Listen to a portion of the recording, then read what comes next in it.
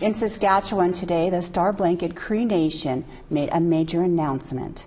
They've released initial findings of a ground-penetrating radar search on the Fort Qu'Appelle Indian Residential School site. The search identified more than 2,000 anomalies within the former grounds of one of Canada's first residential schools. While not all the anomalies are certain to be human remains, the jawbone of a young child around the age of 5 was discovered. The jawbone is dated to be approximately 125 years old, which is soon after the Catholic-run residential school became operational in 1884.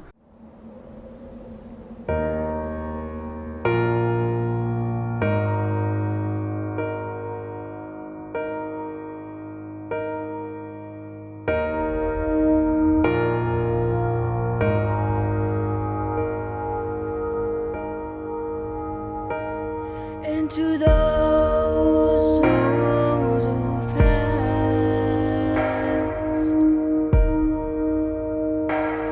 whose world didn't last,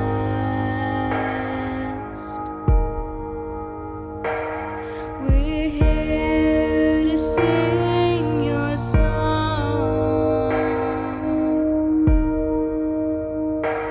'cause although you may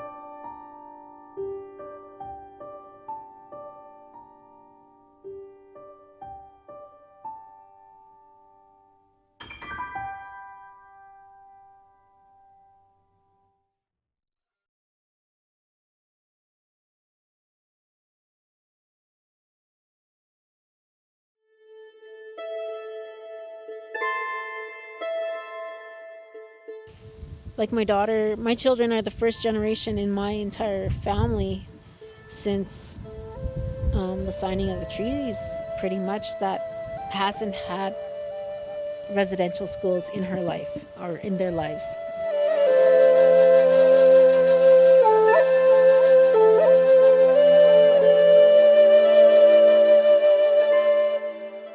This is where the Labret, the residential school in Labret used to be. It went by the Qu'Appelle Indian Residential School. In later years, it was known as Whitecalf Collegiate. Right here is where the actual building would have been. The last remnant of that school is the gym behind us, which is pretty much intact. I wanted to tell the story of the final chapter of residential schools because a lot of people don't realize that residential schools operated, or this particular school operated until 1998.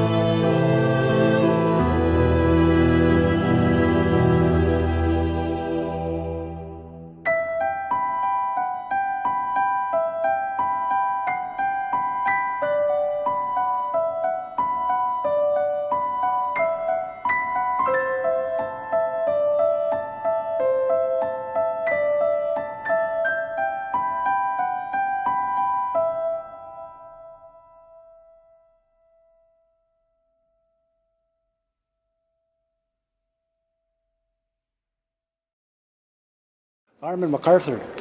Which First Nation are you from, Armin? President of Dakota First Nations. Well, I guess I was born with it. You know, I was born with the language. You know, although I went to residential school, but I never did. Lose my language in a kind of residential school. You know, it was always there. You know. Everyone in your residential school spoke it? In the residential school back, yes, I think some did, but we were forbidden. We were forbidden to speak it. You know. So. Which school did you go to? I went to a Labret called St. Paul's High in Labret. St. Paul's High Residential School. Yeah. And so, why were you told that the language was forbidden in school? Well, you know, when you go back to these days, you know, I start to realize that the assimilation process was in full swing. You know, so when we try to speak our language, we were told that we were speaking the devil's language. You know, because the residential schools were run by the churches. You know, so now to them that was speaking the devil's language, and they told us that on many occasions you can't speak the devil's language. You know. So, and then if we were caught speaking it, then we were punished. You know, sometimes they'll stick a bar of soup in your mouth for speaking it. You know, and that happened. You know, so yeah, it wasn't a very good year. 1957, 58 was my years. How old were you then? I was 11-year-old. Yeah, 11-year-old. You know, so, yeah. How did that make you feel when they said it was the devil's language? Well, I couldn't understand it. I didn't know what they meant by that. You know, because I was just a young guy and. You know, I came from my community where it was spoken, and then all of a sudden, hey, I had to readjust and you know, and to try to live according to the way they wanted me to live. You know, so you know, like I did have a hard time with it. I struggled with it. You know, so. So in the residential schools, is that where you learned English? Yes and no. You know. Because when I came out of residential school, then like I went to a non-First Nation school, you know, then I went to school on the res. You know, that's where I also learned how to speak the language, you know, the English language, you know. So, yeah, you know. What was your experience at the residential school like? Oh, that's something that I'll never forget. You know, I'll never forget that. And, it's there, and, you know, just like it happened yesterday, and that's something that it's pretty hard to talk about in regards to the experience that was there, the things that happened to me. I know that it's pretty hard, you know, to, like, you know, I don't want to go into it at this time, you know, but I did run away from residential school when I was 11-year-old, and I didn't make it home, you know. So. You didn't make it home? I made it home, yeah, you know. I lived north of Carlisle. And Labret is just not too far from here. And it took me about a month, I guess, maybe a month or and a half to get home. You know, this is early spring. But I got home. Yeah, when I got home there, my mother said, "Well, you're gonna go back." Cause the priest used to come every Sunday to White-Bear. I lived in White-Bear that time, and they said the priest is coming on Sunday, so we're gonna send you back. So that Sunday morning, I got up extra early and I ran away from home. You know, I went and stayed with a friend, and you know, then later on, my grandpa come and got me, and I lived with my grandpa. You know, lived with him for a while. You know. So did you walk from Lebret back? Yeah, back in 1959, the vehicles were far in between. A lot of team of horses. You know, so. You know, like I ran away twice, and first time they caught me, and just through carelessness that they let them catch me, and but the second time I made sure that no one's going to catch me this time, you know, because the first time I took off, they brought me back, they whipped me, you know, they whipped me so bad I couldn't sit down, you know, so knowing that I'm going to get a whipping again, I was a little more careful on my second time, and I made it home, you know, so, but like I said.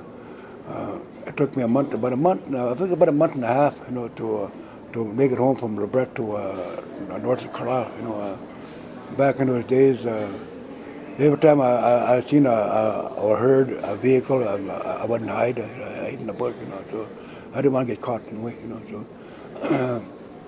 So spoke about the importance of not forgetting the language. Can you tell us a little bit about the importance of? Yes, the importance of the language is still very vastly important. It's not only for identity purposes, but like I said, when you speak to the Creator, God, and what like I said, he has many different names. When you speak to Him, He has given us a language to talk to Him, a way to communicate to Him. Everything that has life has its way of communicating to the Creator. So that's become it's too important to retain our language. Say for instance now, okay, I speak English, okay, but the Creator never gave me the English language. He gave me the Nakota language. Okay, now when I go and pray, if I pray in English, you're not going to hear what I said, because He didn't give me that language to talk to Him. He gave me the Nakota language to speak to Him. So when I speak my language to Him, then He understands what I say. Okay? When I went to residential school, the priest used to say, "Dominus vobiscum." I don't know what that means today. And I used to have to answer him, "Ectum spiritu." I don't know what kind of language that is. And today I still don't know what that means, but it was pounded into me. So that's what I'd want to do to my children, like I got whacked in the head for when I made a wrong pronunciation or a misunderstanding. I got hit for that, So, that's what I'd want to do to my children is to hit them every time they make a mistake, I don't do that. Like Dominus vobiscum, I think that's Latin. Ectum spiritu, I think that's Latin also. But the priest used to say that. And I used to be an altar boy, and when he said that, I used to have to answer him, "Ectum spiritu," standing beside him, as an altar boy, I got fired. One day, they have that instance, they have a little, I don't know if you guys ever seen that, but going to a Catholic church, to have that instance, they go like that, and it's got sparks in it, and I was going to go and supposed to go do that to the people. So one Sunday morning, I tripped and I spilled it, and I got a licking for that. But that was the end of my altar boy career.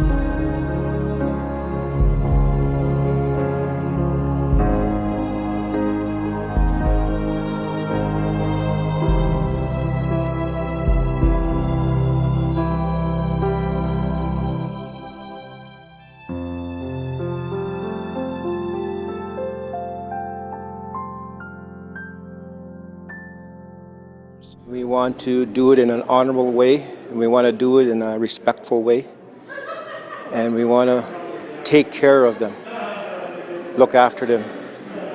And we believe by doing so that their spirit can feel more comfortable. And the journey may be long, with more than 55 acres of ground to search at the site of the former school, as well as numerous other properties in the surrounding area. Officials say it could take 3 years. Many of the Cree Nation's members attended the school, and its legacy is full of trauma. I'm a bit nervous, and it's really overwhelming. Star Blanket Cree Nation announces the discovery of human remains at the former Lebret Indian Industrial School, as well as 2,000 other anomalies found by radar.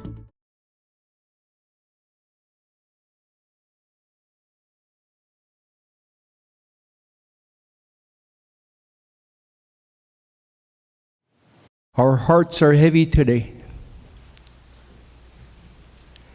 This has been a very emotional journey for all of us.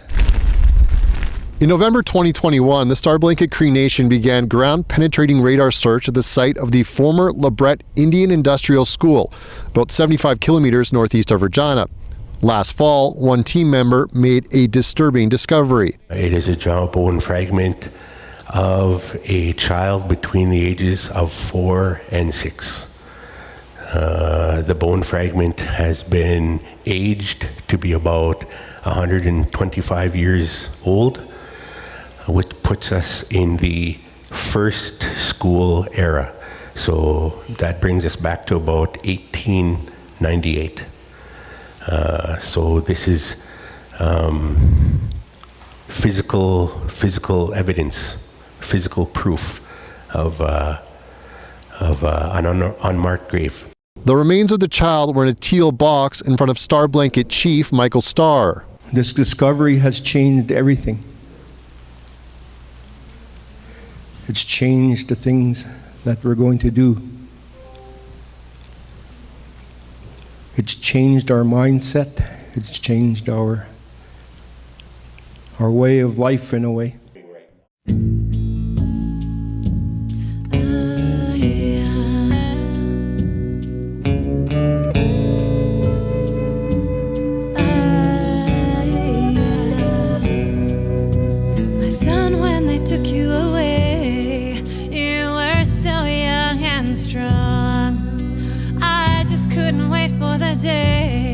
To have you back home where you belong.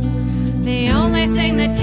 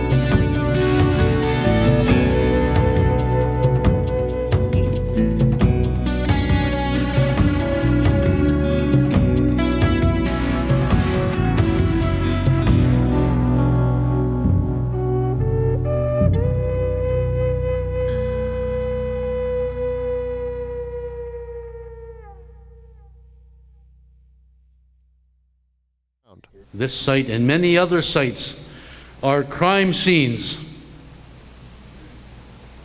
Those are crime scenes that must be addressed immediately. We were taken away from our parents, but we learned how to survive. We learned how to forgive. They tried to take our spirits away.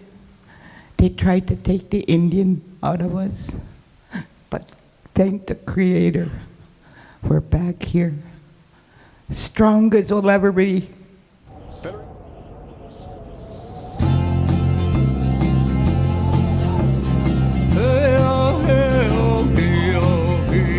Her words cut like a knife when she asked, "How come you never say you love me, Daddy?"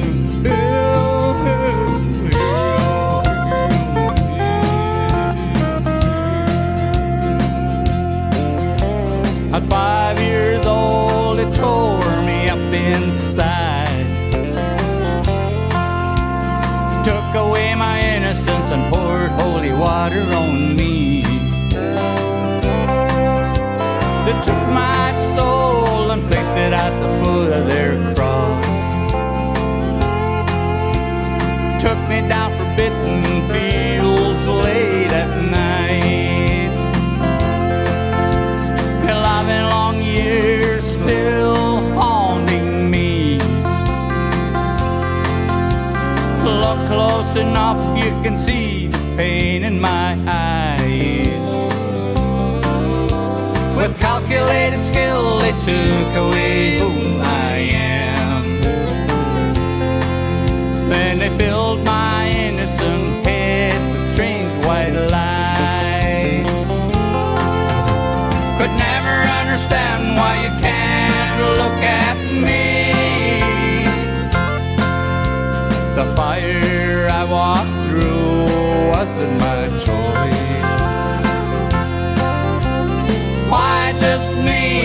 Canada, heal with me. Hope in your heart you'll hear a survivor's voice. Moses, keптagi skeniittaman. Egipe viisakenta ognasits.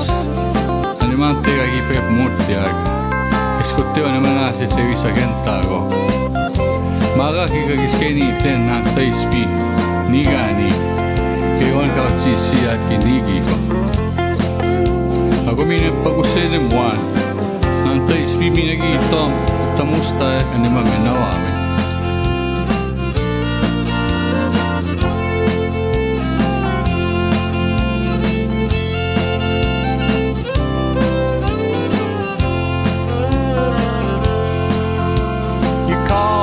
Sin called down my people's wheel. Started to believe, started thinking it was real. With calculated skill, you took away who I am. You cut away the cord, then you taught me not to feel. Could never understand why you can't look at me.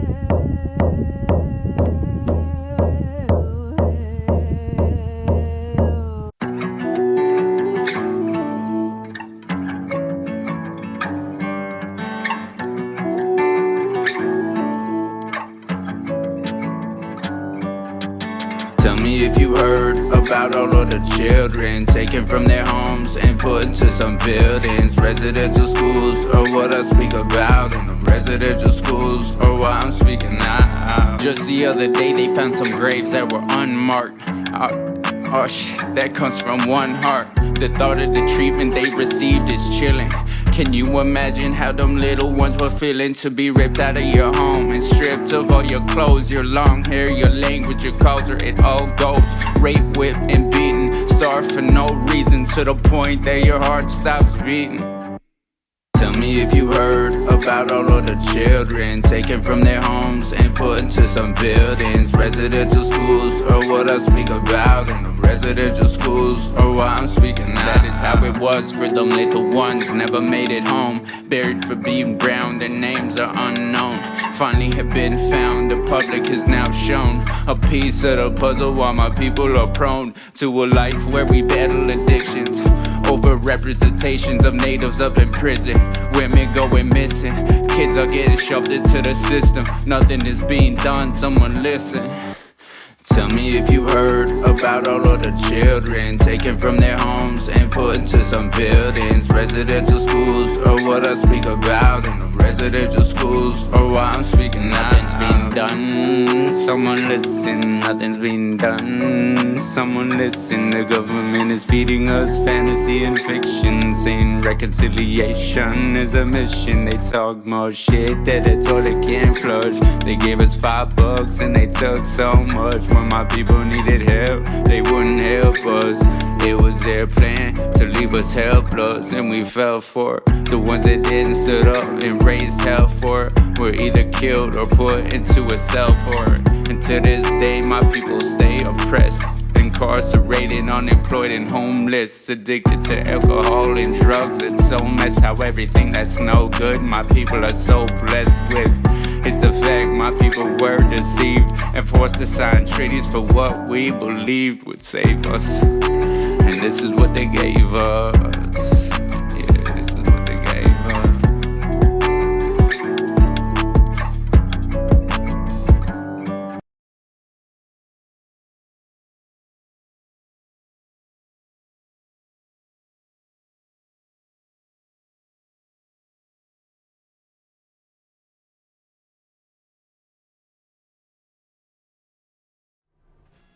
We want to honor this young child, the remains of this young child. We want the governments to take accountability, the churches to take accountability, the police services to take accountability. That's what we want from this.